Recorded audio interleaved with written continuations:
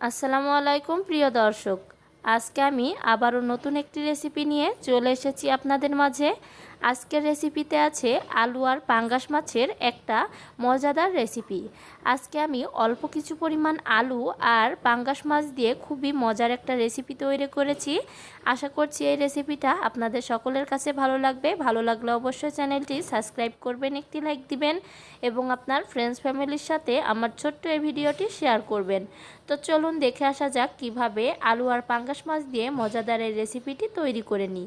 এখানে আমি আলু খুব সুন্দরভাবে কেটে ধুয়ে পরিষ্কার করে নিয়েছি, মাছটাও কেটে ধুয়ে পরিষ্কার করে হলুদ মরিচ আর লবণ মাখিয়ে নিয়েছি।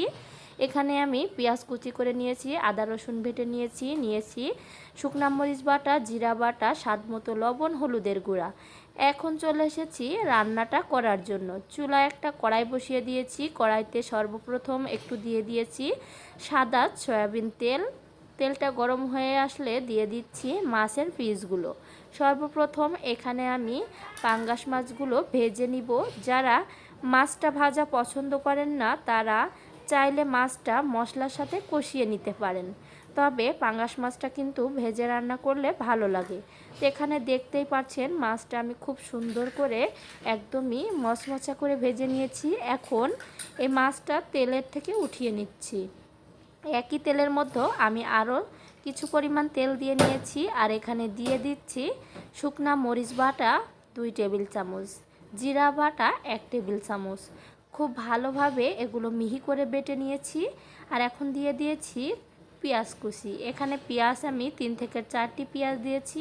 পেঁয়াজের পরিমাণটা একটু বেশি দিতে হবে। দিয়ে দিয়েছি 1 টেবিল চামচ রসুন বাটা, হাফ টেবিল চামচ আদা বাটা। এখন এই সবগুলো মশলা দিয়ে একসাথে খুব ভালোভাবে মিশিয়ে নিতে হবে। এই মশলাটা খুব ভালোভাবে কষাতে হবে, প্রায় 7 থেকে 8 মিনিটের মতো। মশলাটা যত বেশি কষাবেন ততই কিন্তু এই মাছের তরকারিটা বেশি টেস্টি হবে। দেখতেই পাচ্ছেন আমি খুব ভালোভাবে পেঁয়াজটা মশলার সাথে মিশিয়ে দিচ্ছি। তো এভাবে করে কিন্তু আপনাদেরকে মশলাটা খুব ভালোভাবে কষিয়ে নিতে হবে। এখন এই মশলার মধ্যে সামান্য একটু পানি দিয়েছি। পানি দেওয়ার পর আমি আবারও খুব ভালোভাবে মিশিয়ে কষিয়ে নিচ্ছি। মশলাটা আমরা 2 বার অল্প অল্প করে পানি দিয়ে কষিয়ে নিব। এখানে আমি আবারও সামান্য একটু পানি দিয়ে কষিয়ে নিচ্ছি। আপনাদেরকে প্রথমেই বলেছি মশলাটা কিন্তু খুব ভালোভাবে কষাতে হবে। ভালোভাবে কষালেই এই মাছের তরকারির টেস্টটা অনেক ভালো আসবে। এখন এখানে দিয়ে দিয়েছি আলুর টুকরাগুলো। এখানে আলুর টুকরা দিয়ে আমি খুব ভালোভাবে মশলার সাথে মিশিয়ে কষিয়ে নিচ্ছি। এখানে আলু দেওয়ার পরে এই আলুটা কিন্তু 7-8 মিনিট কষায় নিতে হবে মশলার সাথে। এখন এখানে দিয়ে দিচ্ছি অল্প পরিমাণ পানি। প্রথম পর্যায়ে আমি পানিটা একটু কম করে দিচ্ছি। এই পানিটা দিয়ে আলুটা খুব ভালোভাবে কষিয়ে সেদ্ধ করে নিতে হবে। এখানে ঢাকনা দিয়ে ঢেকে আমি 10 মিনিট পর ফিরে আসছি। এ পর্যায়ে চুলার আঁচ একদমই লো হিটে রাখতে হবে, যাতে করে আলুগুলো খুব ভালোভাবে সেদ্ধ হয়ে যায়।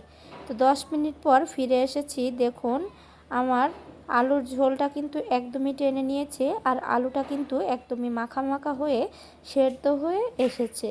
তো এখন খুব ভালোভাবে আবারও মিশিয়ে দিচ্ছি।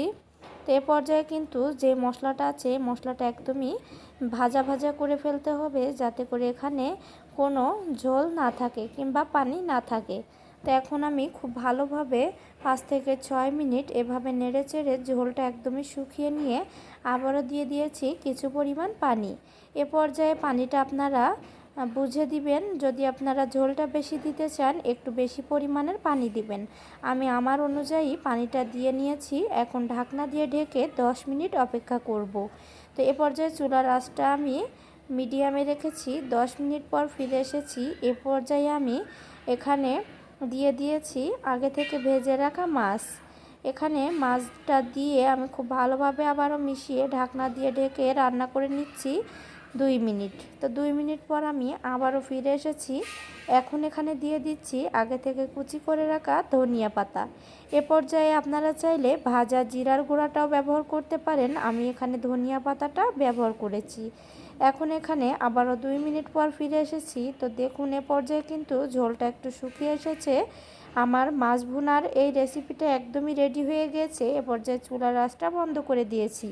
তা আজকের এই আলু আর মাছের রেসিপিটা কেমন লেগেছে অবশ্যই কমেন্টের মাধ্যমে জানাবেন। আল্লাহ হাফেজ।